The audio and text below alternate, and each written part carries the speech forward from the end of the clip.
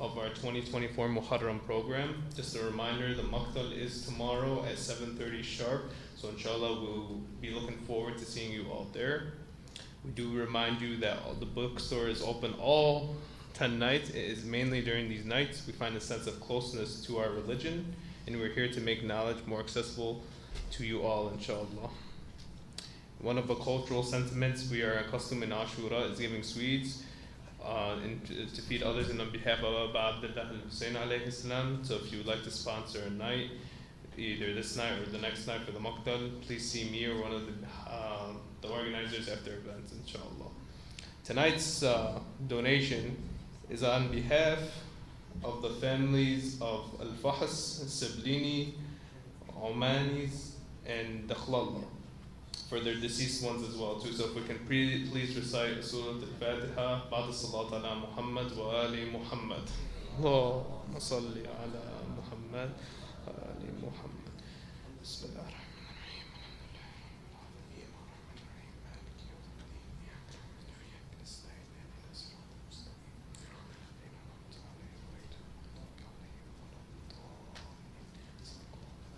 Thank you. Please help me, before we get started with our lecture tonight, please help me welcome Brother Sayyid Ali Rida Makki after Salat ala Muhammad wa Ali Muhammad.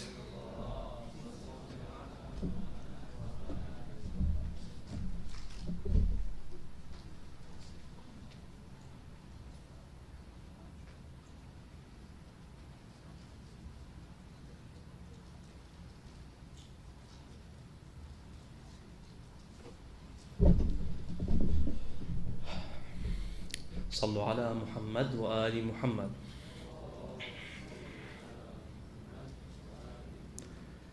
ثانية على حب الزهراء.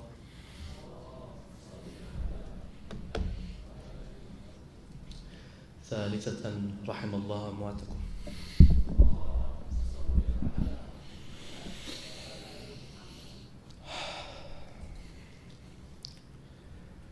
أعوذ بالله من الشيطان الرجيم. بسم الله الرحمن الرحيم. ولقد آتينا لقمان الحكمة أن اشكر لله ومن يشكر فإنما يشكر لنفسه ومن كفر فإن الله غني حميد. وإذ قال لقمان لابنه وهو يعظه يا بني لا تشرك بالله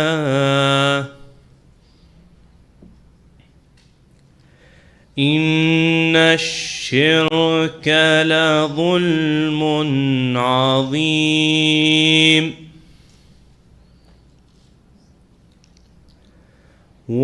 ووصينا الإنسان بوالديه حملته أمه وهنا على وهن وفصاله في عامين أن اشكر لي ولوالديك إلي المصير.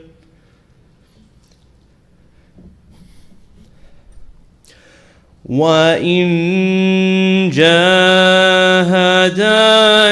على أن تشرك بي ما ليس لك به علم فلا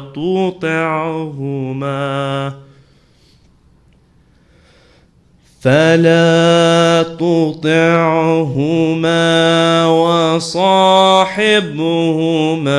في الدنيا معروفا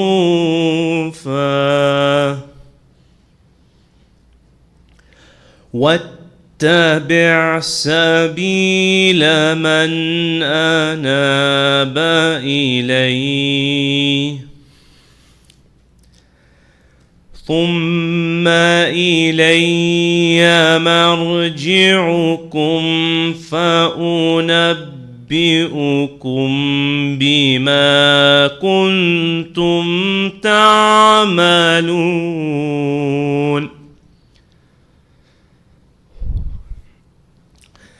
يا بني إنها إن تكن مثقال حبة من خردل فتكن في صخرة أو في السماوات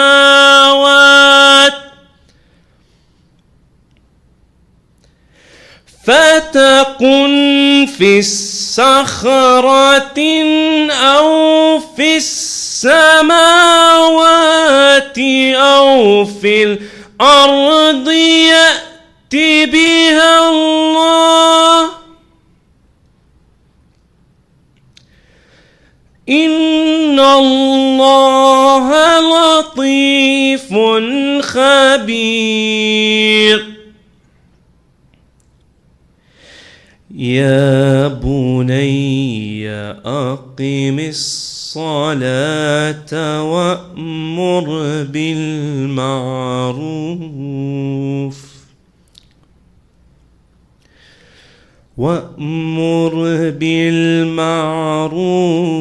وانهى عن المنكر واصبر على ما أصابك إن ذلك من عزم الأمور ولا تصعر خدك للناس ولا تمش في الأرض مرحا إن الله لا يحب كل مختال كفور واقصد في مشيك واغضض من صوتك إن أنكر الأصوات لصوت الحمير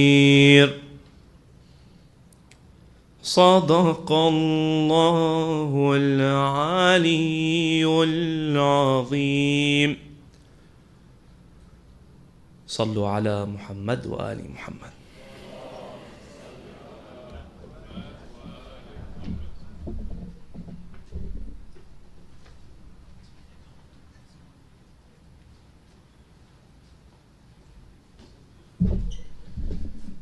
Thank you, Brother Ali. If we can give him another loud salawat.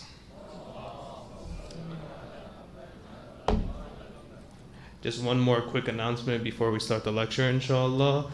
Our Ashura t-shirts have been reduced to a discounted rate.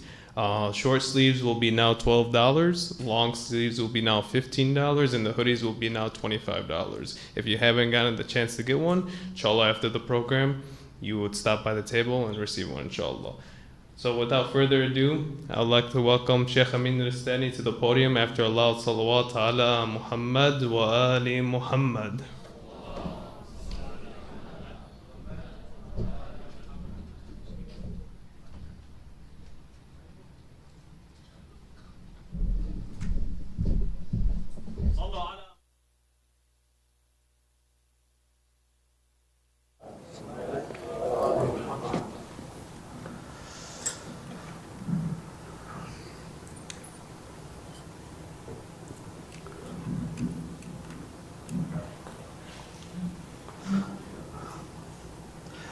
أعوذ بالله من الشيطان الرجيم بسم الله الرحمن الرحيم الحمد لله رب العالمين والصلاة والسلام على سيدنا ونبينا وحبيب قلوبنا وشفيع ذنوبنا أبي القاسم المصطفى محمد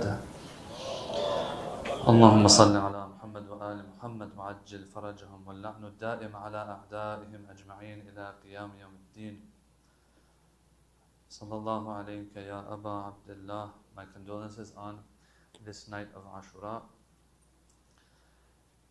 May Allah accept whatever we have done in this, for this cause and in this way, and inshallah it can be something that is the beginning of a new us after tomorrow, inshallah.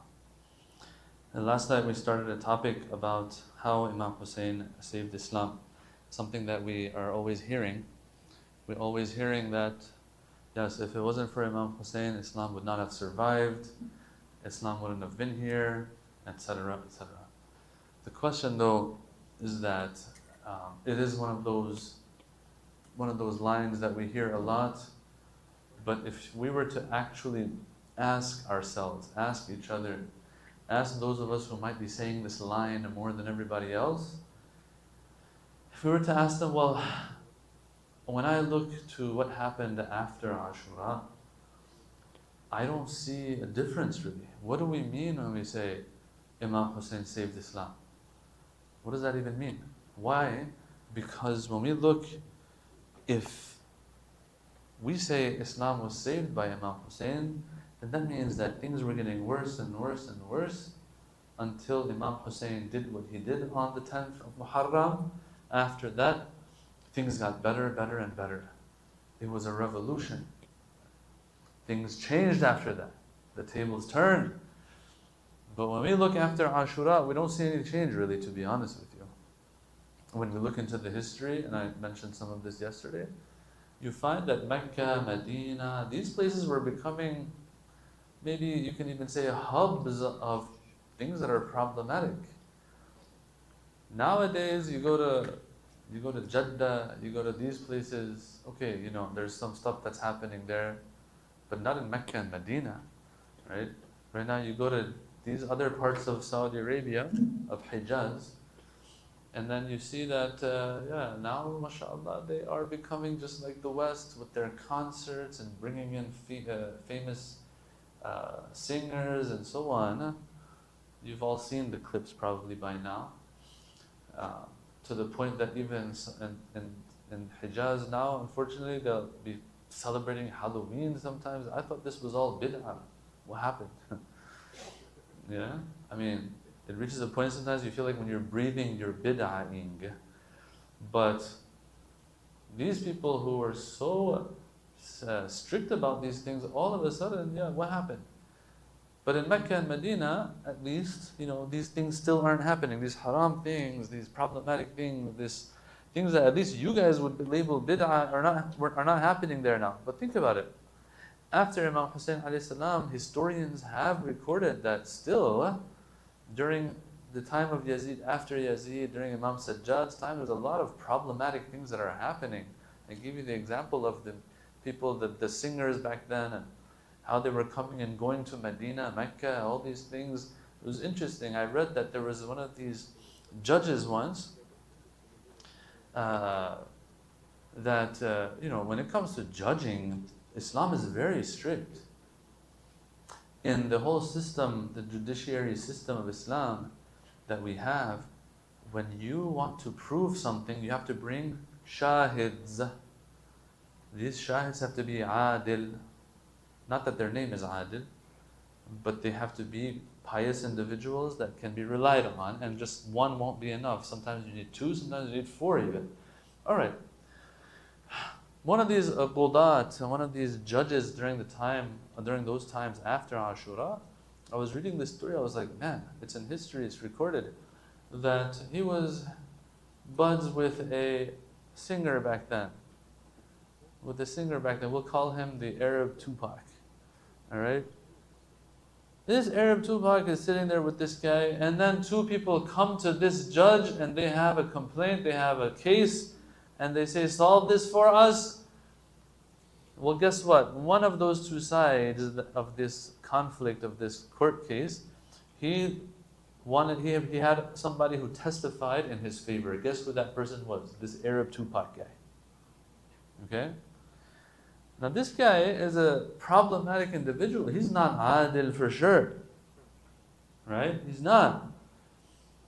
He is a person who sings and, the haram stuff that they do, and he's not adil, he's not fit to testify, but this qadi and judge takes his testimony and rules based on that testimony. The guy that was ruled against, he turns around to the judge, he's like, Judge, what's up? Why are you relying on the testimony of someone problematic? The judge, you know what he says? This is just to show how bad the situation was after Ashura. The guy turns around, he's like, come on, man. Which one of us is it that doesn't listen to haram music these days? You know? This is how it was. The judge himself is admitting that he's not even fit to be a shahid, let alone this other guy. Alright. So this is just, there's a lot of examples. This is one of them. Of how the situation was. If we really think that Imam Hussein saved Islam, yeah, after Imam Hussein, judges shouldn't be listening to haram music, right? They should be listening to Laqmi, right? They should be remembering Imam Hussein. They should be remembering Islam. That's what they should be doing. Alright, so we see that not only that Imams are being persecuted, their followers are being persecuted. You would think that the people will say, oh, we have woken up. Imam Hussein's blood has awakened us. Oh, Imams, you all should be on top of things. Forget about these Banu Umayyah. Banu Umayyah weren't destroyed right away. Yeah, we read about the stories. Imams killed, massacred, followers, poisoned, etc., etc. What saving Islam? This is where we have to be careful. If we're going to say this line, we have to know what it means. What does it mean Imam Hussein saved Islam? Because no one was listening to Islam after Imam Hussein anyway. And so that's where we started our discussion.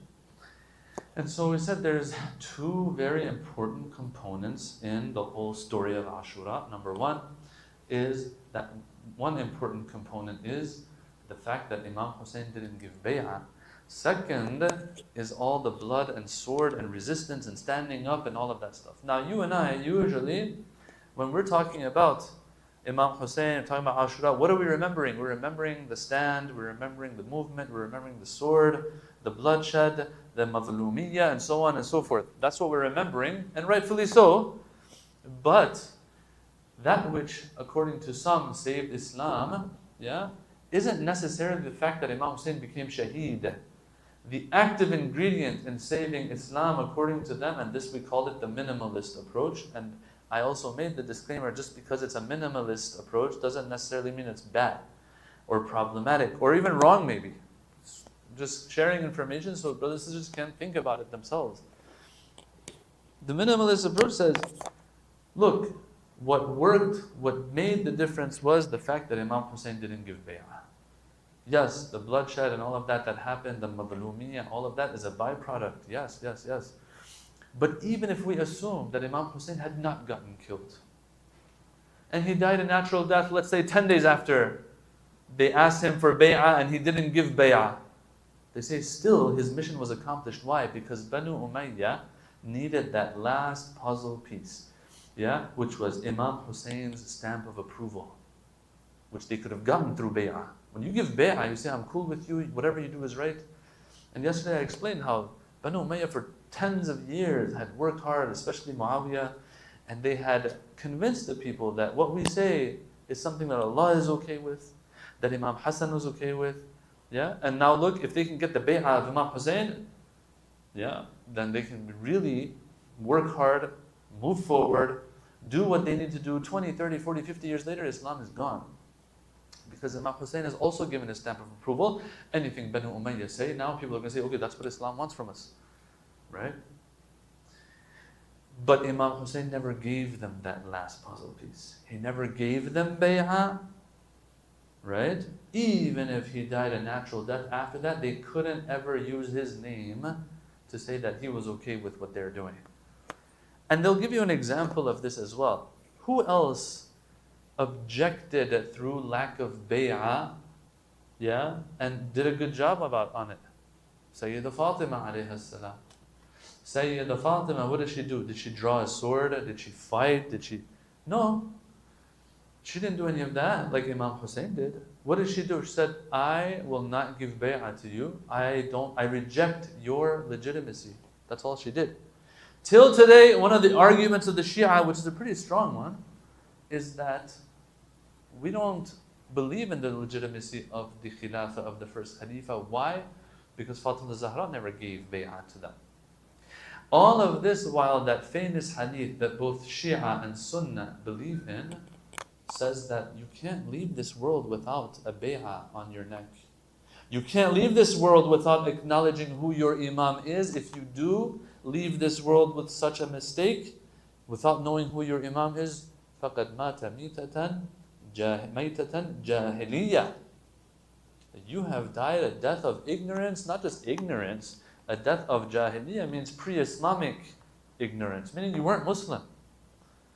This is a very famous hadith by Rasulullah sallallahu alaihi wasallam. مَنْ مَاتَ وَمَنْ لَمْ يَعْرِفْ مَنْ مَاتَ وَلَمْ يَعْرِفْ إِمَامَ زَمَانِهِ فَقَدْ مَاتَ مَيْتَةً جَاهِلِيَّةً.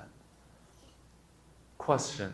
Fatima Zahra, when she died, my question is for those who say Fatima Zahra was okay. Okay, well, let's see. Was she okay? Did she give bay'ah till the end or not?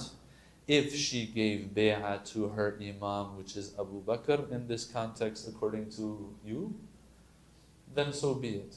But if she died without giving bay'ah, what does that mean? And if he is the legitimate Imam, the first Khalifa is the legitimate Imam, if she died without giving him bay'ah, you know what that means?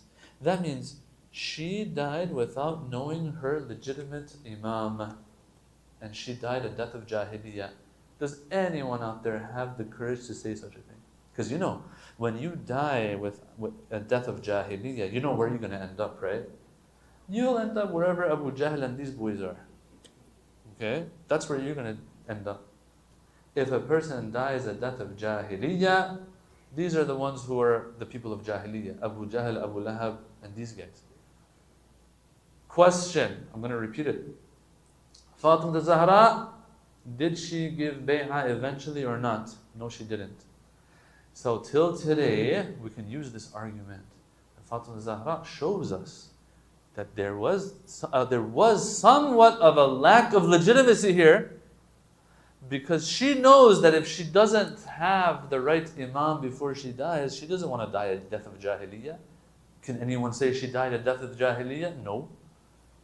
Because no one is willing to say she died of death of jahiliyyah, what we can conclude is that guy wasn't the right Imam then. You see? Silence and lack of bay'ah, well, I don't want to say silence, lack of giving bay'ah sometimes does the job. Till today, no one can say, oh yeah, she was cool with them. Although, guys, I'm sorry to say this, but there are some, who say that she was okay with them. It's very sad. These are not a majority necessarily, but you know who I'm talking about. The ones with the 1 meter long beards, right? They will say, some of the Wahhabis, I don't know if it's all of them or not, I don't know, that look, yeah, she was upset till close to the end, and then they came and they explained, they got it out, off of her chest, and eventually she's like, yeah, we're cool now. Like, that is the saddest thing. But even the fact that they have to come up with such a story shows that for us right now that we're discussing, shows that yes, lack of bay'ah can do wonders, to the point that people have to make up stories now so that they justify this lack of bay'ah. There's other justifications that are given too. But all in all, everyone knows, almost everybody knows, that she was not happy. She was not happy. Now, let's just assume that she got happy in the end, which, oh my God, we will never believe in such a thing. But let's just assume that till the end, she was not happy, but then at the end she was happy. Okay, you know what that means? That means that for the time from the Prophet's death all the way to close to her death, she was on the wrong path. And then she got lucky towards the end to come on the right path, because for that time period, she didn't know who her Imam is. They had to explain, they had to apologize, they had to get her happy with them, so that now they can, what? Get the bay'ah from her, get her satisfaction from her. You know what that means? That means if she had, God forbid, died before that, before they got the chance to convince her, you know what would have happened? She had died a death of Jahiliyyah. Bismillah. Is there anybody who concedes to this from all of the Muslim world? Because everybody knows she is a revered figure for sure. It's not a Shia thing anymore. So brothers and sisters, all in all, this not giving bay'ah itself is a very powerful thing. And so the minimalist approach will say, yes, Imam Hussein saved Islam. How? By not giving his approval. Now, some people, they didn't pay attention to this, but throughout the ages and throughout the centuries, anyone who's looking for the truth will know Imam Hussein never gave bay'ah, so there must have been something wrong. Just like Fatima al-Zahra never gave bay'ah, and we know something was wrong. It's crazy, because one of these grand or big name scholars from Ahl Sunnah, they were speaking once, and they even said this. They're like, I've been convinced that Imam Ali was not happy with what happened after Saqifa. Wow, that's good progress. That is good progress, actually. Because the mainstream view is that Imam Ali was a little offended, and he's like, why did you guys make a decision without me? And they told him, look, it was a spur of the moment.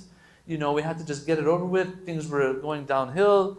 Others, like the Ansar and Sa'ad bin Ubadah, were about to take Khilafah. We all know Khilafah is supposed to be in Quraysh. Ansar are not Quraysh. And, Imam Ali, we're sorry, if it was normal circumstances, we would have, of course, had you in there too. And then Imam Ali is like, okay, I feel better now.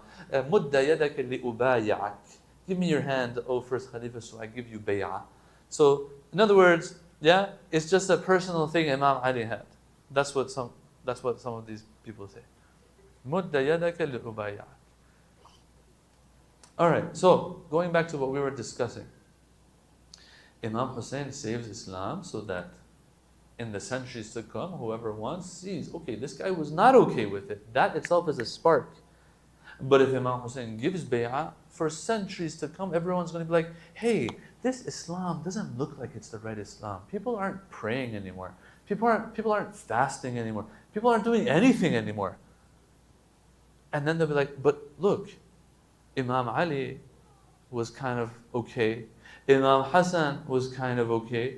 Imam Hussein gave bay'ah, so it must be okay. This Islam that has reached us through Banu Umayyah must be okay then. No. Imam Hussein causes friction by not giving bay'ah, and this is important. And so we say, Imam Hussein says, and there's a subtle difference here. Imam Hussein didn't say, my job is resistance. My job is standing up against oppression. My job is going against the status quo. These are things that he did, yes. But he says, he doesn't say, my job is to become shaheed even. He says, my job is to not give bay'ah, even if it means I get killed. There's a big difference between these two. Some of us will say, our job is to always get in trouble. Our job is to always put ourselves out there, and to the point that even if I get killed, that is the goal. The goal, and where did you get this from? Imam Hussein stood up against oppression. Yes, he stood up against oppression. But did he say, I'm standing up against oppression so that I stand up against oppression? Or I'm standing up, meaning I don't give bay'ah even if I lose my life over it. So is the goal, this minimalist approach is saying, is the goal to give our life? Or is no matter what? Or is the goal to not give bay'ah even if it means I give my life? These are two different things. Is the rule always the sword? and dying and getting killed in the way of Allah? Or is the rule, I do what Allah wants in that circumstance, even if it means it leads to my death? These are two different things. One will give you a Shia Ithna Ashari, one will give you maybe a Zaydi. I don't want to misquote them or misrepresent them, but in those main beliefs that they have, they say, our Imam is the one who draws the sword always. And when we look in history, we'll see that yeah, they had issues. The Zaydis had issues with our Imams, Imam al-Baqir, Imam al-Sadiq. They said, you don't draw the sword, and that's why people like you more than us. Yeah? Go listen or go read the introduction to Sahifa Sajjadiyya and the story of one of the companions of Imam al-Sadiq and the discussion he's having with Yahya, son of Zayd, who also became Shaheed, Yahya. Yahya says, the reason why people like as-Sadiq a little bit more than us, you know why? Because we're all about the sword. People don't like the sword. As-Sadiq is all about knowledge. So they go towards him more. Okay? This is the subtle difference between the two, brothers and sisters. To say that the goal is Shahada, or the end goal is Allah and whatever He wants from me, even if it means Shahada is the result and outcome of it. Okay, now that was the minimalist. Oh, Shaykh Amin, which side are you on? Don't worry about that. Who cares? Maybe I'm on both sides. Because we want to talk about the maximalist approach, the other side. What does the maximalist approach now say? The maximalist approach says, listen, we don't disagree that bay'ah is not giving bay'ah is not is the active ingredient. We don't disagree. No, it is. It's one of the main things. But when we say Islam was saved, it wasn't just saved by the fact that Imam Hussein didn't give bay'ah. There was a package in play. A package of what? A package of not giving bay'ah, plus the sword and blood of Ashura, plus Lady Zainab in Sham, and these things together. This package is what saved Islam. In other words, they might sound like they're saying that if Imam Hussein had not given bay'ah, but had died a natural death, let's say, true, his stamp of approval isn't there. True, they can't work with it too much. But understand, brothers and sisters, understand that the memory of the people is very short. Yes, the people might have seen, maybe 10 days later, 10 years later, even they say, yeah, Imam Hussein, he gave a fiery speech and he said that he's against these people. He doesn't want to give bay'ah at all because he's against the way they're doing things. But think about it, 20 years later, 30 years later, 50 years later, they would have found a way to say Al-Hussein was also okay with us. But he gave a big speech after and he said he's not okay. Answer? What they said about Fatima al-Zahra. What I just told you. Fatima al-Zahra, was she okay? We don't believe she was okay. But they made up stories after that no. Towards the end she was okay. It really kills a person. That this woman gave her life, but eventually some succeeded in even attributing this lie to her. They attributed this lie to her. That yeah, in the end she was okay. You know what's crazy? Look at this. Let's talk about Fadak. That there will be some views and opinions. Obviously, once again, the Shia reject it completely. But they'll say that, yes, Fatima al-Zahra was upset about Fadak being stolen from her. Yeah? But guess what happened? They came to her and they said, Fatima, you're upset at us. That's not good. Rasulullah said, whoever angers Fatima has angered me, and so on. Although that is in a context that if we knew the context, then it would be of something we don't use too much. We wouldn't use too much. But anyway, that's a different story. But all in all, we don't want to make you angry, Fatima. So they sat down with her and explained to her. They said, listen, Fadak, the Prophet ﷺ left this for you. It's your inheritance, whatever. You took it as inheritance. But listen, Fatima, there's a hadith. Maybe you didn't hear it from your father. The hadith says, Inna or nahnu ma'ashir al-anbiya la nuwarrith. That us prophets, we don't leave something for inheritance after ourselves. We're not like normal people that we have an inheritance that we leave for our descendants after us. Sayyidah Fatima, O revered one, O sacred one, you didn't hear this hadith. Now, the story goes like this. Some of them actually believe this. Some. I don't want to say all necessarily, but it's there in their books. That when Fatima Zahra, they told her and explained to her that, look, this is the ruling on this matter. This is the fiqh of the matter. That yes, if you were a normal person, you would inherit fadak from your father. But you're not a normal person. You're the daughter of a prophet. And the prophets don't leave inheritance after them. When they told her this and explained to her, she was like, OMG, I did not know this. Like this is actually, I've heard one of these sheikhs in Kuwait, a Wahhabi sheikh, he's explained it like this. And she said, oh, thank you for explaining. I wasn't aware of this. If that's the case, then you guys take fadak. You see? How, after some time, if you don't make noise about something, the people eventually forget, or they can easily be fooled later. Think about it. Imam Hussein alayhi salam, if it's only the not giving bay'ah, they can find a way to later on make stuff up. Imam Hussein said, I don't give bay'ah, but what he meant was, I think there's someone better out there, that's why I don't give bay'ah. But all in all, Islam is being preserved, so alhamdulillah. You guys didn't hear that part. Or they'll say there's 18 meanings to I don't give bay'ah. Just like there's 18, 20 meanings to what man kuntu mawlah means. Okay? A bunch of possibilities, but the possibilities are endless. They'll find a way. And so this maximalist approach says, no, Imam Hussein, yes, the main thing is not giving bay'ah. We agree with that. But not giving bay'ah is not going to be enough to save Islam. He has to not give bay'ah in a way that there is no other way to interpret him not giving bay'ah. And so the whole package, not even just him and his shahada, but Zainab alayhi salam after as well is part of this package. Him taking his family and them all getting slaughtered and massacred is part of the package. Yeah?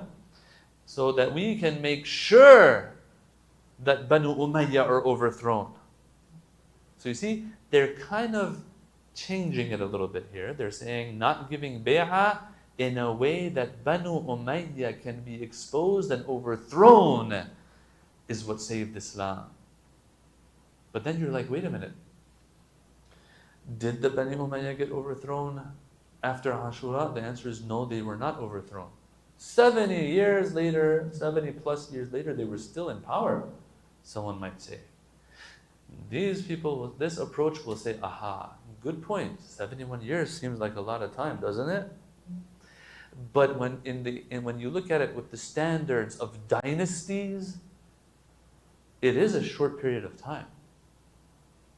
It is, the 70 years is like a lifetime for a person, but for dynasties it's not a lifetime. It's just the baby years. That's what it really is. Otherwise, look at Banu Abbas that came after Banu Umayyah. How many years were they in power? Or at least, formally they were in power. Their name was there, but after some time they weren't even in power. But the name of the Abbasid dynasty, if you want to look at it officially, over 500 years Banu Abbas were in power. That's a dynasty. You can barely call the Banu Umayyah a dynasty. 70, 80, 90 years altogether if you take post-Ashura and pre-Ashura, which is 20 years of Muawiyah. Let's say 90 years, almost 100 years. That's not a dynasty even, man. Almost. We do call it a dynasty, but it's a dynasty-ish. Okay? So 71 years, you think it's a lot? It's not a lot. Well, what contributed to this? For sure, one of the things that contributed was the blood of Hussein. Not just not giving bay'ah. If you just don't give bay'ah, can a dynasty be overthrown? No. And so, I want to read off of what one of these famous historians says by the name of Rasul Ja'fariyan. He's very famous and he's big. He's a big shot actually. Rasul Ja'fariyan, he says, for a state to be overthrown, there are some direct and indirect causes. Okay? Now he says, awamil qariba and ba'ida. Close and far. Or let's call it direct and indirect. Both are important, he says. Indirect causes might be far away in time from the actual downfall of the state, but without a doubt they play an important role in the downfall. And there is historical evidence for this. True, 70 years after Ashura this took place. But Ashura, if it had not happened, this 70 years might have been 700 years. He says the only time a direct cause, such as widespread revolution or foreign attack, can yield its effect is when the foundation of the state is weak. Meaning it cannot gain popular and national support for itself. If this weakness isn't there, a widespread revolution will not take place, he says. This is in one of his books about Ashura, he talks about this. This is one point right there. This maximalist approach will say, it's not just not giving bay'ah. We have to make sure Banu Umayyah get overthrown, because if they stay in power, it's going to be a problem. They'll eventually find a way to hurt Islam. The only way you want to overthrow them is to expose them with the blood of Imam Hussein. But this blood being spilled was triggered by what? Lack of bay'ah. So yes, the first step is lack of bay'ah, for sure. But it's not the whole step. It's not the whole package. He goes on to list 2 ways Ashura contributed to the downfall of the Banu Umayyah. Yeah, he says, number 1, when Imam Hussein does this, he practically is stripping the Banu Umayyah of any legitimacy. The guy isn't just saying, I don't want to give bay'ah. He's saying, I won't give bay'ah even if you do the worst things to me and my family. And that says a lot. Sometimes you just say, oh, I don't give bay'ah. That's something, but it's not something huge necessarily. It's only when you're willing to give your life in that way, and the lives of those you love. If Imam Hussein wanted to give his life, he could have gone alone, or he could have stayed in Medina, let them assassinate him there, and it would be done. No. He wants to make noise. And so he doesn't just leave Medina on his own. Imam al-Rada, for example, when he left Medina, he didn't take any of his family members. He said, all of you stay in Medina. He left himself and he became shaheed eventually. It wasn't necessary for him to do what Imam Hussein did. But Imam Hussein did that. When you do that, that means no legitimacy whatsoever. That's one thing he says. And then he says number 2 reason that Ashura contributes to the downfall is that till that day, people were slowly convinced that in this competition of khilafah, which there was always a tug of war between Bani Hashim and Banu Umayyah, slowly people kind of were being convinced that, look, the Banu Hashim don't really have a contender anymore in this arena. After Imam Hassan relinquished it to Muawiyah became stronger for 20 years. Things are now in a way that you can't really, it's like a big tree that you can't chop down. It's happened. It's a true story for me. Yeah? Sometimes there are weeds out there. You look at the weed, you're like, bro, you got nothing on me. After a while, this weed, you let it grow. It grows to the height of yourself, and then it becomes this thick, and you can't even cut it down. And you're like, man, I wish I had just pulled it out when it was there. I never thought it was going to become this strong. Right? Banu Umayyah, they were a weed. They were nobodies. They were tulaqa. Abu Sufyan was a nobody after the Fath of Mecca and the conquest of Mecca. He was a nobody. No one cared about Banu Umayyah. It was a weed. And then slowly, Uthman comes to power. Oh God, Uthman is a Banu Umayyah. And then he slowly brings his boys and cousins and uncles and every freaking family member into the equation. Before you know it, these guys take over. Then Marwan and the Marwanites, and 20 years Abdul Malik bin Marwan, and this and that. And there's nothing, you can't cut down this tree anymore. Yeah? And so it's going to take a lot of effort now to bring it down. He says, Imam Hussein, by doing what he did, he showed, no, I'm here too. You might be a big fat tree, but I'm also here. I'm a chainsaw. Watch me as I take you down. I am a contender to this. So the Banu Hashim are a contender. The problem though is this, that Imam Hussein alayhi salam, he brought the Banu Hashim back into the whole thing, but there were others who took advantage of this after Imam Hussein, and they're the Banu Abbas. They came in with the slogan, Ar-Rida min Ali Muhammad, that our slogan is, we're going to bring someone to power that Alu Muhammad are radi of, are happy with. Ar-Rida min Al Muhammad. We are after satisfaction of Al Muhammad. But then when Banu Umayyah got overthrown, Banu Abbas were like, oh, by the way, we is Alu Muhammad as well. We're the cousins of the Prophet. We're Banu Hashim, the sons of Abbas, uncle of the Prophet. We're also Banu Hashim. The test is always there, brothers and sisters.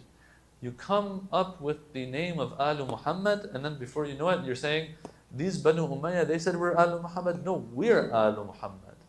Answer, none of y'all is Alu Muhammad. None of you are Alu Muhammad the way Ahlul Bayt were Alu Muhammad. And so here someone might, kind of object to this idea, this maximalist approach, and say, look, you're telling me overthrowing Banu Umayyah and all that kind of stuff, but what's the point? When you overthrow Banu Umayyah, if Banu Abbas are going to come to power, this another illegitimate group that continued the path of Banu Umayyah and killed the Imams just like Banu Umayyah were killing the Imams. So that defeats the whole purpose of this. That's what some will say. Answer. An answer that can be given is that, look, let's talk about the Prophet a little bit. Does any of us turn around and say, "O Prophet of Allah, what was the point of Islam if true Islam is not going to be maintained after you pass away?" Us as Shia, we believe that Islam was taken out of its true direction after the Holy Prophet. Yeah, that's the whole disagreement we have. Does anyone say, oh, the Prophet should not have done what he did? Why? Because look, right after him, things went the wrong way. The Prophet does what he's supposed to do. The test is there for those who come after him. Some will pass the test, some will fail the test. The same applies here. Imam Hussein, what's the point of overthrowing Banu Umayyah if Banu Abbas are supposed to come to power? This maximalist approach will say, that's none of Imam Hussein's business. Imam Hussein does what he needs to do. Too bad if others don't want to step up and do what they need to do after him. Doesn't that make sense? Personally, I think it makes a lot of sense. Otherwise, we have to question the Prophet. Otherwise, we have to question Allah Himself. Oh Allah, what was the point of all of this creation if there are going to be people now who are going to end up in Jahannam and are not going to listen to you? He says, look, I do what I need to do, you do what you need to do. If you don't do, then it doesn't mean I'm not supposed to do what I need to do. I'm going to create so that some people make it to Jannah. Others decide not to make it to Jannah. None of my business. I'm not going to force them. It defeats the whole purpose of creation. Same thing here. You know what some people say? I've seen some of these phony people out there. They say, one of them said this once. I couldn't believe I was hearing this from him. He's like, the Prophet, he went from Mecca to Medina. The difference between Mecca and Medina is in Mecca, the Prophet had no hukuma. He didn't have power. He didn't have an Islamic government. He went to Medina, he established an Islamic government. And then he said that was a mistake by the Holy Prophet. Now this guy is like he had a turban on his head too, by the way. But he's one of those weirdos that everyone knows is problematic. Anyway, he said the Prophet, he made a mistake when he set up a government in Medina. Why? What's your reason? Look at this dumb reason. He said, because when he was in Mecca, there were no hypocrites and munafiqeen. People didn't have to hide, their lack of Islam. because they're in Mecca. Everyone's mushrik. So they don't have to worry about hiding their lack of Islam, hiding their shirk. But when you're in Medina and you establish an Islamic government, now people, they see that if they are not going to embrace Islam, they're going to get in trouble. If they're going to be mushrik and idol worshippers, they're going to get in trouble. And so they have no choice but to do what? Embrace Islam on the outside, but inside they can still be mushrik. This person was saying, oh, the Prophet should have never established a government, because once he established the government, then people started becoming munafiqeen. The Prophet's got to do what he's got to do, even if the whole world says we're not going to be Muslim on the inside. It's none of his business. That's not his fault. That's your fault. That's their fault. Same thing here. Imam Hussein, wake up from your shahada. Come and see that even after you, the people didn't do what they were supposed to do. He says, I did what I needed to do. Right? I did what I needed to do. If they messed up, then they messed up. Banu Abbas came to power. Okay, you guys had the opportunity to slowly put the power in the hands of Ahlul Bayt. But you didn't. To the point that the Imams knew that you're not going to do it. To the point that some people would come to Imam Sadiq, oh, Imam Sadiq, we all love you. Look, you have so many followers. The Imam said, no, I don't have any followers. You think it's time to rise. It's not time to rise. It's time to keep quiet. Just do our thing. And that's why they would say, oh, look, he's about knowledge. He's not about the sword. Some of these people would call him. Yeah. This maximalist approach says, yes, after Imam Hussein, instability came. Not that we like instability in Muslim lands, but when you have such a tyrant ruling, things start getting shaky. Instability comes. These guys, they can't rule comfortably anymore. And remember, a couple of days ago, we talked about all the different revolts that took place. Yeah, although the Imams wouldn't endorse them, yeah, but all in all, one can say one of those factors, contributing factors to these revolts, was what? The fact that Imam Hussein had been killed by the Banu Umayyah the way he had been killed. And so then the Harra and Abdullah bin Handala that we talked about took place, the Tawwabin, Mukhtar, Zayd, Yahya, all of these ones. Even if some of them didn't look at Imam Hussein as an imam, they said, look, this was the Taj al-Ras of Banu Hashim in his time. And you massacred him and his family in that way. This maximalist approach will say it's not just revolts of back then, all the way till today. Anytime the responsibility is to stand and for people to put their lives on the line even for Islam, what is their main motivation? That Imam Hussein taught them the same thing. That Imam Hussein said, me not giving bay'ah is wajib on me, even if it means shahada.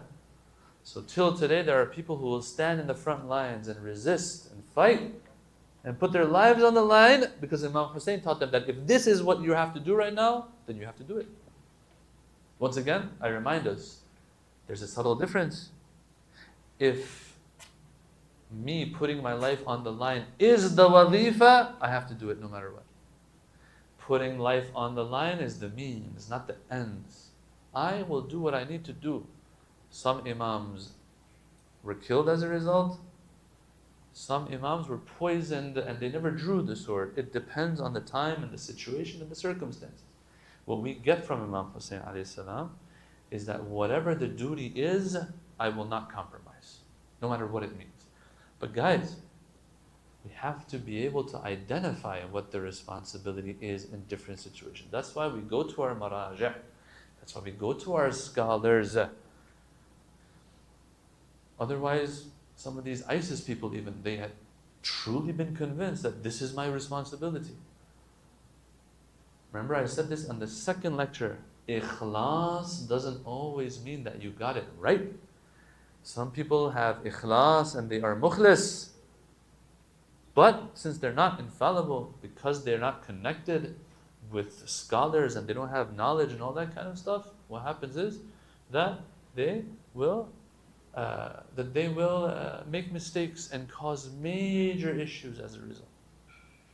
Major issues as a result.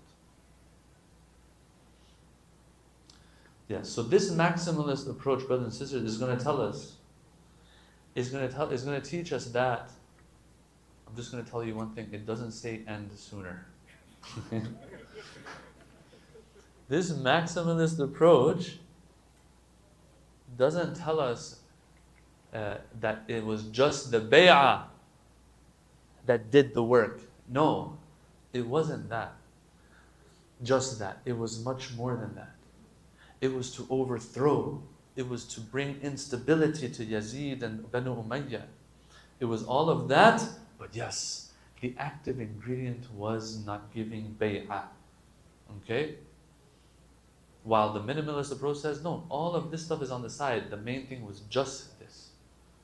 Okay? Now, just to maybe talk a little about what comes to this, what I humbly think in all of this,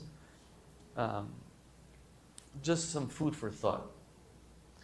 Brothers and sisters, what we need to think about is that even if we take the minimalist approach and understanding and interpretation of things, we have to understand that this not giving bay'ah of Imam Hussein alayhi salam, needed the blood as well to amplify the effect of him not giving bay'ah. We have to understand, I can't turn a blind eye to the fact that he needed his blood to be shed. Was that his goal? No, not necessarily. He wants the bay'ah not to be given. But he is going to make sure that if they don't take bay'ah from him, if they don't take bay'ah from him, that it reaches the people the way it's supposed to reach them. Okay? He could have struck a deal. I don't give bay'ah, but at the same time, you let me go and I won't speak against you. He could have done exactly what Imam Hassan did. But as I said, history taught us slowly that, look, this approach doesn't work. Imam Ali had this approach. Not that Imam Ali was wrong. No. In Imam Ali's time, there was room for this. Imam Ali said, okay, we'll be a little flexible here. I'm not going to choose one. Imam Hassan said, no, let's see if things get better. It reached the point, this is the last person that we can have do his thing. After this, there is no other opportunity. When you kick the can down the road again and more and more and more, you're like, okay, when the time comes, now there is no road anymore to kick down that road anymore. It's over. All right, looks like these 50 years were not enough for the ummah to wake up. We're left with Imam Hussein alayhi salam. That's it. Imam Sajjad, I'm sorry guys, I've said this before. Imam Sajjad would not have been able to do this. I'm sorry. Not that he's not willing to give his life. No. Imam Sajjad is willing to give his life if he needs to. Imam al-Baqir, same thing. Imam al-Sadiq, same thing. No. We have to connect this to Rasulullah in one way or another. That's why you need one of those 5 members of the cloak. Either Rasulullah himself, Imam Ali, Imam Hassan, Fatimah al-Zahra, one of them to do something. If none of them have done it and they've kicked the can down the road, not because they're trying to compromise, but they're saying, let's give the ummah a chance. Let's see if we can figure this out. Imam Ali says, directly he says in Nahj al-Balagha, he says, if it wasn't for the problems they gave me, I would have fixed it up. So they are waiting, because bloodshed is not the way. But trust me, brothers and sisters, Imam Sajjad onwards, the ummah doesn't care too much about them. Imam Sajjad has never seen the Prophet. Imam Sajjad is not one of the members of the cloak. Imam Sajjad is not seen as a sahabi. He's seen as a very spiritual individual. If Imam Sajjad was killed the way he was killed, the people would have looked at it the same way the Shia look at Zayd being killed. No one really cares too much about it in the sense of making a big deal about it. We are upset about Zayd. We are upset about Yahya. But Not the way we're upset for Imam Hussein. The rest of the ummah looks to Imam Sajjad just the way they look at Zayd and they look at Yahya, they look at Hussein ibn Ali, Shaheed al-Fakh, the same way they look at others. The last hope was Imam Hussein alayhi salam. This is what I'm trying to say. And Imam Hussein alayhi salam had to do what he did, and it had to be amplified. But personally, I think that yes, the active ingredient was Imam Hussein himself. It was the lack of bay'ah itself. It's kind of like these ointments, you know? Have you noticed when you look at, or these, whatever else it is out there, whatever other medicines out there, you look, you'll see there's active ingredient, there's like one or two things. But there's like 20 other ingredients. Why? These 20 other ingredients are there for a reason. If they're not there, the medication isn't going to do its thing. Sometimes those have to be there, and once you take the medication or you rub it on, that other ingredient is a catalyzer and the activator of the active ingredient. Sometimes that's how it is. Yeah? And so with all of the other things, maximalist approach is called the package. I want to say that, yes, those are necessary as well. Those are necessary as well, but they are like those catalyzers and all of that, the active ingredient, this lack of bay'ah, and it has to be amplified through, yes, through the bloodshed. And this was a plan of Allah subhanahu wa ta'ala, but it came at a price. It came at a price, and that was what happened on Ashura. So brothers and sisters, from all of this, I want to say that yes, we have to get very, very particular about things when it comes to Muharram. When it comes to Ashura, figure out exactly what was going on as much as we can, the best we can, so that we can follow the footsteps of Imam Hussein alayhi salam and not make mistakes. Today, some people will say, Ahlul Sunnah, for example, we don't care about them too much. And so, what's happening around the world, in Gaza, other places, they'll say, whatever. Yeah? Because for me, the goal is Imam Hussein alayhi salam. For me, the goal, Imam Hussein teaches me, yeah, when the Shia, when there's oppression, with the Shia, I stand up. Okay, that's one way to look at it. Another person says, no matter what, this has to happen. Another person, no matter what, that has to happen. All in all, if we get it right, I'll understand, okay, my responsibility today, some people will come to the conclusion, is to speak up no matter what happens to me. Whatever happens to me. Why? Where'd you get this from? Imam Hussein taught me. Now, I'm not going to necessarily do something crazy in this part of the world, put my life on the line. I don't have to do that. But I have to do something. But this might happen to you, that might happen. Well, this much I know I have to do no matter what happens to me. And so you'll see some people are making a mistake and they're using Imam Hussein as a reason for it. Some people are getting it right. Yes, they're getting it right because they're getting it from Imam Hussein. This is why I say in this day and age, super important for us to educate ourselves, to learn, to get particular, to ask questions. Because before you know it, you're using the same person that others are using to get it right, but to get it wrong. We ask Allah subhanahu wa ta'ala to take our hand, through Imam Hussein alayhi salam, to take our hand, to teach us. If your brothers and sisters, if we look, we will find answers. Imam Ali says, Utlub tajid. Go after it, you'll find it. 2 words. Utlub tajid. Go, look around, look for it, you will find it. The problem is right now, we are so distracted by so many things that we don't even take that first step to look. Look, inshallah, and we will find it. We ask Allah subhanahu wa ta'ala to help us in all of this. We ask Allah subhanahu wa ta'ala to understand our responsibilities today towards the brothers and sisters of the world. Yes?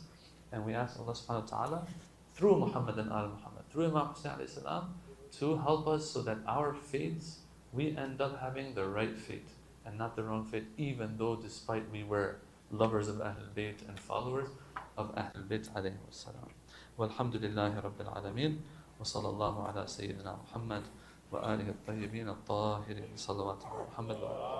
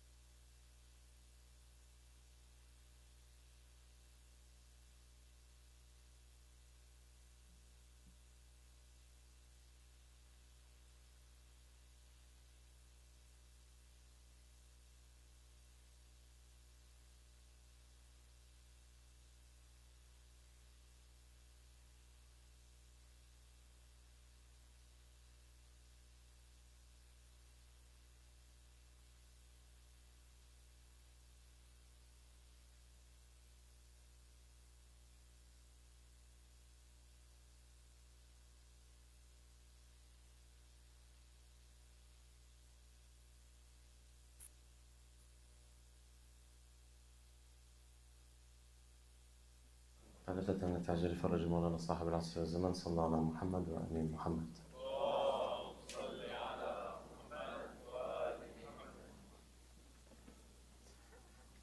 أعوذ بالله من الشيطان الرجيم. بسم الله الرحمن الرحيم. اللهم صل على محمد وآل محمد. صلى الله عليك يا رسول الله. صلى الله عليك يا أبا عبد الله. صلى الله عليكم يا أهل بيت النبوة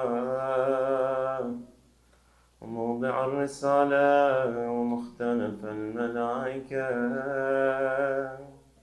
May Allah's peace and blessings be upon you, our beloved holy Prophet, and the Ahlul Bayt. It was in your homes that Allah blessed us with guidance and revelation. And upon you descend the angels day in and day out. Sallallahu alayka ya Aba Abdullah. Sallallahu alayka ya Madloom. Sallallahu alayka ya ayyuha ash-shaheed fi Karbala. Everybody together, Ya Habibi, Ya Hussein, Nur Aini, Ya Hussein, Ya Habibi, Ya Hussein, Nur Aini, Ya Hussein. Ya Rahmat Allah al-Wasi'ah Hussein. Our beloved Hussein, light of our eyes Hussein. Oh, mercy of Allah Hussein. Tonight, brothers and sisters, is the Eve of Ashura, the night before the great tragedy of Karbala, the night before the killing of the proof of Allah on mankind, our master Aba Abdullah.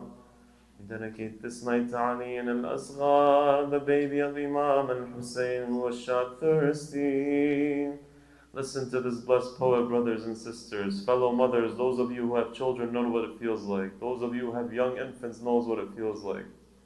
Listen to Rabab, the mother of Ali al-Asghar.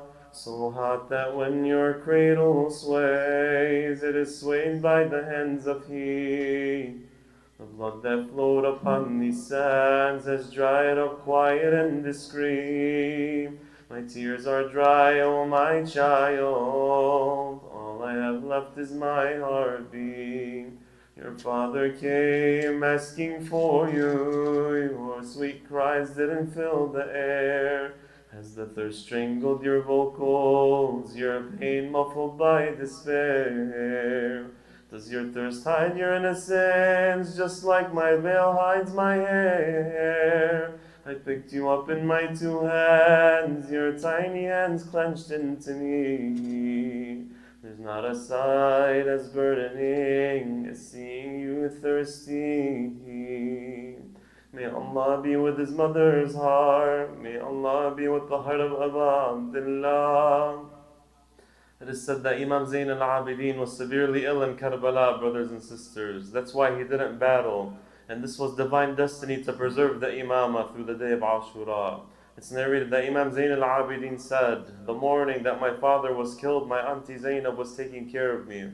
My father was sitting with one of the companions as he was fixing his sword. He said, "O Era, some friend you are, what a shining brightness I see afar, from a slain friend or companion in an era that wishes for me no replacement. This matter is left to the Almighty, and every living creature will one day follow me. How close the promise is for me. From a travel I know with certainty. He knows this travel to Almighty Allah is destined, and there is no yielding, no giving in to Yazid. Imam Zayn al-Abidin says, my father repeated it twice and 3 times until I understood what he wanted. At that moment I choked in my tears and remained silent, for I knew that there were hardships coming upon us. However, because my auntie Zainab is fragile and tender, she was unable to hold the sadness in. Instead, she burst into tears and repeatedly said, oh, the one who love we will lose. Oh, the one who we love we will lose. I wish death took life from me. Today my father Ali, my mother Fatima, and my brother Hassan will pass away. Who is left of us? Allahu Akbar. She says that the death of Imam Ali, Sayyid al-Zahra, Imam al-Hassan are all by the death of Abu Abdullah in one. Imam al-Hussein looked at Zainab with sympathy. He gradually made her feel better. Zainab said to him, may my soul be ransom for you. Will I be killed for your sake? The Imam's eyes teared up as Zainab continued, saying, take us back to our grandfather Rasulullah's city. Imam al-Hussein replied, were the bird not forced to migrate at night, would have fallen asleep. He means there's a destiny that the women of Rasulullah be taken captive, to expose the ruthlessness of these enemies, to show how they are the real hypocrites. Zainab said, Akhi, are you forcing yourself? That is even harder and more painful for me to handle. Abu Abdullah calmed her down and said, my sister, have faith in Allah. Mourn in the mornings of Allah, and remember that the people of this world die, but the people of the heavens simply do not stay here. How many nights have I spent in flights? Not a single one was ever like this. My soul Hussein, you've made a will to leave, and upon Zainab all calamities. Ya Zainab, Ya Zainab. Then the rest of the women heard. They all came mourning and crying. Imam al-Hussein informed them of the hardships that they are to face, and he told them that they ought to be patient and never lose faith in Allah. Abu Abdullah said his goodbyes to his brothers and sisters as well as his daughters and sons. He said a special goodbye to his son Abdullah as his mother Rabah brought him to Hussein and said, here is your infant, O family of Muhammad. Abu Abdullah's heart shattered at the scene of his infant's yellow color due to extreme thirst. So he approached the groups of his enemies and said, Ayyuhan nas, O people, you've killed my brothers, the people of my homeland, and my companions. All that is left for me is this infant. Bring him some water, for his mother's milk is dried up from thirst. If you're afraid I would drink the water, then take him and give him the water yourselves. Some of the men in the group said, if the elders are to be blamed, what have the infants done to suffer? Others said, no, don't leave a single one of this household alive. He means have no mercy upon neither the elders nor the young ones. When Umar ibn Sa'd saw the debates among them, he shouted, Ya Harmala, ikhfa niza' al-qalb. Harmala cut the arguing between the men. After Karbala, Harmala talked about the killing of Hussein's baby. He says, I put an arrow to my bow and aimed at the baby. Where do I shoot him? He's so small and was wrapped in the arms of his father. A wind blew and exposed the face of the baby, and his neck shone like shining silver. Ajarakumullah, brothers and sisters. Harmala aims the arrow. He finds the opening on Ali al-Asghar. He lets the arrow go. The arrow flies across the plains of Karbala. It is said the arrow, it bits right into the baby's neck. Allahu Akbar. The arrow causes the blood to flow from Ali al-Asghar, killing him in the hands of Abu Abdullah. This is a father who today watched his son massacred in his arms. What is a father to do in this moment? The Imam put his hand under his baby's neck, the blood dripping. When his hand was filled, he threw it towards the sky and said, هون ما نزل بي أنه بعين الله. What made this bearable and easy for what befalls me is that it is happening in front of the eyes of Allah. What is the Imam to do at this moment? He takes Ali al-Asghar back to the tent. You can only imagine what his mother Rabab's reaction was. You can only imagine what the women and children are saying and reacting. Imagine having to bury your own infant with your two hands after such a scene took place. Now Abu Abdullah has no more companions. He has no more men in the camp. The companions have been killed. Abbas has been killed. Ali al-Akbar and Qasim have been killed. Abu Abdullah stands on the day of Ashura to face the enemies. He takes his baby back and the women and children are wailing. The mother of Ali al-Asghar is wailing. But what is to Abu Abdullah to do now? He is to face his fate and rely on Allah. Soon Hussein bids farewell to Zainab, to the women and children for the last time. Wa Husseina ya. Brothers and sisters, this is also the night between a brother and a sister, their very last night together, the last night between Hussein and Zainab. Imagine what it's like. Tomorrow Hussein's head will be upon the spear and Zainab will be taken captive along with the other women of Rasulullah's family to walk hundreds of miles to Ibn Ziyad in Kufa and then to Yazid in Damascus, beaten, cursed, shamed and all alone. Some narrations say that Zainab, the son of Amir al-Mu'min, the daughter of Amir al-Mu'mineen, the greatest warrior, the sister of Abbas and Hussein and Hassan, narrations say for 50 years no one ever saw the shadow of Zainab. But what has to happen to her on the day of Ashura? How is she to be exposed to the enemies? How did she bid her farewells to Hussein that last night? How would she have talked to the night before the day of Ashura? Ya lil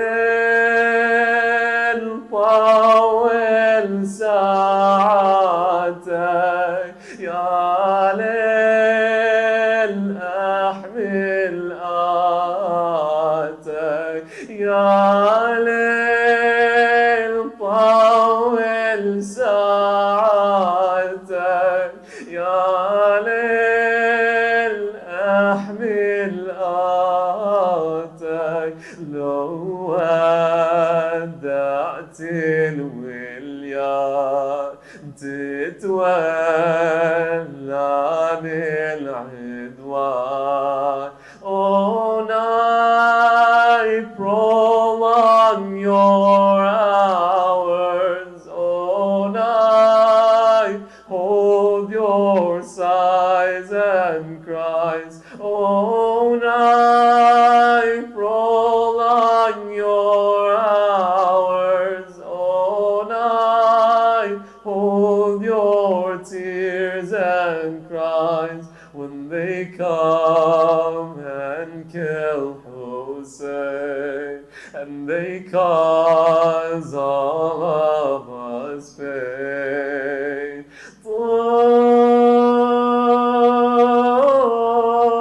طول يا ليل الوداع، ايش ما تطول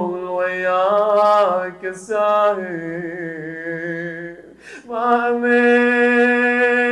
من البواكي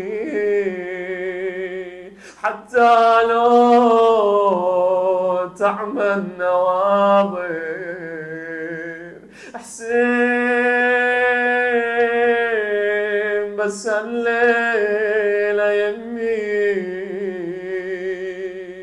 وما تشوف عيوني باكر صدقني يا ليل القمر يا ريتك تطول دهر خايفة من أشباح القدر وخاف ضل مكسورة خاطر يا ليل ارحم دلالي يا ليل ضاعت آمالي يا ليل ارحم دلالي يا ليل ضاعت آمالي يا دهر الخوار تتولاني العدوان prolong all night the farewell why don't you wait a little longer Hussein just this night will stay with me my eyes tomorrow won't see him. Believe me, all night this is it. The torches will come and the tents will be lit. I have no other than Hussein. After the separation, imagine the ache. Oh, night, who will help us? Oh, night, they'll take Abbas and they will take all of us captive. And they will beat the women and children. And يا ليل العقيلة زينب المعروف خدري طولي ما واحد الشافه ولا ستر يوصل الستري لكن يا ليل ايش بديا سلمت للقدر امري دمعاتي يبسط بالجفين ومن يطول مصباح الحزين بأطفال وبعالم تحين والله ما ينحمل صبري يا ليل كافي ترواني يا ليل صبحك يفجعني لو نزلوا للميدان تتولاني العدوان وناير أيام زينب the daughter of Fatima my hijab covered like no other, and in an hour I will be slept. Oh night, this is not in my hands. I left my affairs to Allah.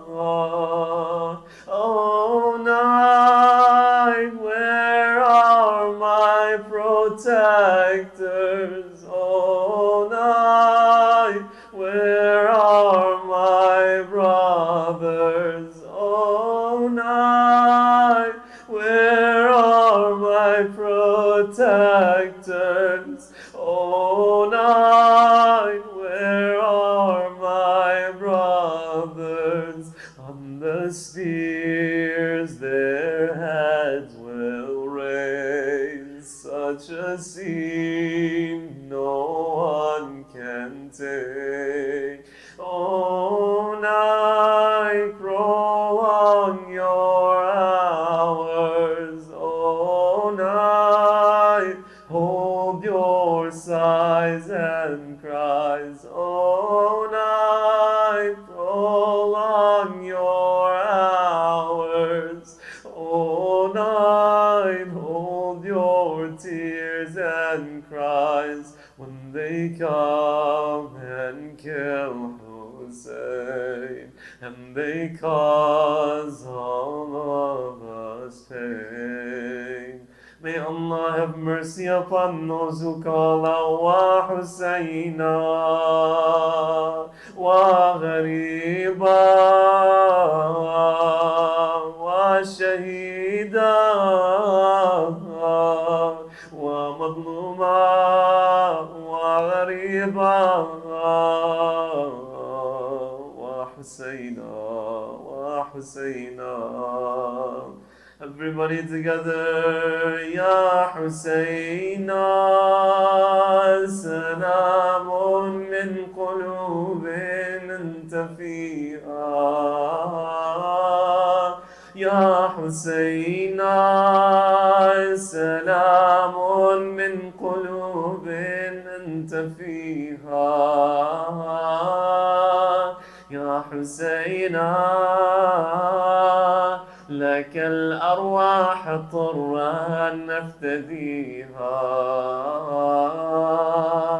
Ya Hussein, peace be upon you from all the hearts you are in.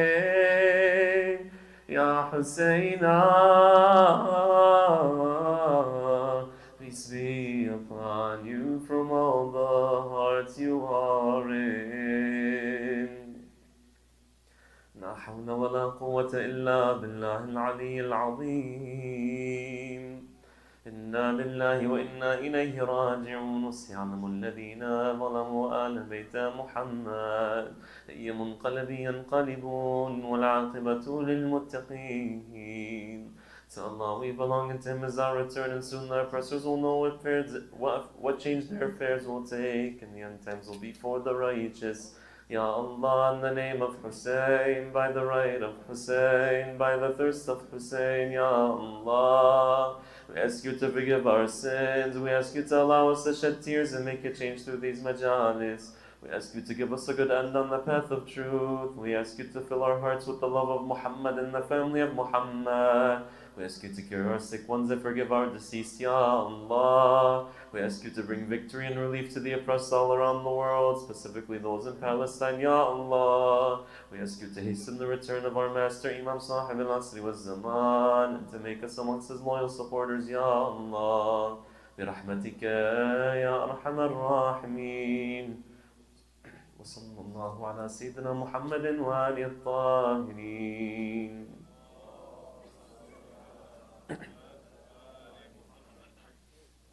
زيارة وارث. بسم الله الرحمن الرحيم. اللهم صل على محمد وآل محمد. اللهم صل على محمد وآل محمد. السلام عليك يا وارث آدم صفوة الله. السلام عليك يا وارث نوح النبي الله. السلام عليك يا وارث إبراهيم خليل الله. السلام عليك يا وارث موسى كليم الله. السلام عليك يا وارث عيسى روح الله. السلام عليك يا وارث محمد حبيب الله.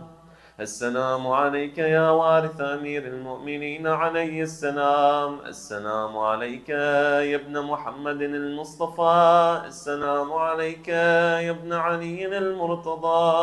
السلام عليك يا ابن فاطمة الزهراء. السلام عليك يا ابن خديجة الكبرى. السلام عليك يا ثار الله وابن ثاره والمتر الموتور. أشهد أنك قد أقمت الصلاة وآتيت الزكاة وأمرت بالمعروف ونهيت عن المنكر وأطعت الله ورسوله حتى أتاك اليقين. فلعن الله أمة قتلت ولعن الله أمة ظلمت ولعن الله أمة سمعت بذلك فرضيت به. يا مولاي يا أبا عبد الله، أشهد أنك كنت نورا في الأصلاب الشامخة والأرحام المطهرة، لم تنجسك الجاهلية بأنجاسها ولم تلمسك من مدلهمات ثيابها. وأشهد أنك الإمام البر التقي ولم تلمسك من مدلهمات ثيابها. وأشهد أنك من دعائم الدين وأركان المؤمنين. وأشهد أنك الإمام البر التقي الردي الزكي الهادي المهدي. وأشهد أن الأئمة من ولدك كلمة التقوى وأعلام الهدى والعروة الوثقى والحجة على أهل الدنيا. وأشهد الله وملائكته وأنبياءه ورسله أني بكم مؤمن وبإيابكم موقن بشرائع ديني وخواتيم عملي، وقلبي لقلبكم سلم وأمري لأمركم متبع. صلوات الله عليكم وعلى أرواحكم وعلى أجسادكم وعلى أجسامكم وعلى شاهدكم وعلى غائبكم وعلى ظاهركم وعلى باطنكم. بأبي أنت وأمي يا ابن رسول الله، بأبي أنت وأمي يا أبا عبد الله. لقد عظمت الرزية وجلت المصيبة بك علينا وعلى جميع أهل السماوات والأرض. فلعن الله أمة أسرجت وألجمت وتهيأت لقتالك. يا مولاي يا أبا عبد الله، قصدت حرمك وأتيت إلى مشهدك. أسأل الله بالشأن الذي لك عنده وبالمحل الذي لك لدي أن يصلي على محمد وآل محمد، وأن يجعلني معكم في الدنيا والآخرة. السلام على الحسين وعلى علي بن الحسين وعلى أولاد الحسين وعلى أصحاب الحسين وعلى أبي الفضل العباس وعلى الحوراء زينب وعلى محمد وآل الطاهرين ورحمة الله وبركاته. اللهم صل على محمد وآل محمد. اللهم كن لوليك الحجة ابن الحسن صلواتك عليه وعلى آبائه في هذه الساعة وفي كل ساعة وليا وحافظا وقائدا وناصرا ودليلا وعينا حتى تسكنه أرضك طوعا وتمتعه فيها طويلا برحمتك يا أرحم الراحمين. وصلى الله على سيدنا محمد وآله الطاهرين. Inshallah, we give this majlis on behalf of all the mu'mineen and the mu'minat, securing of the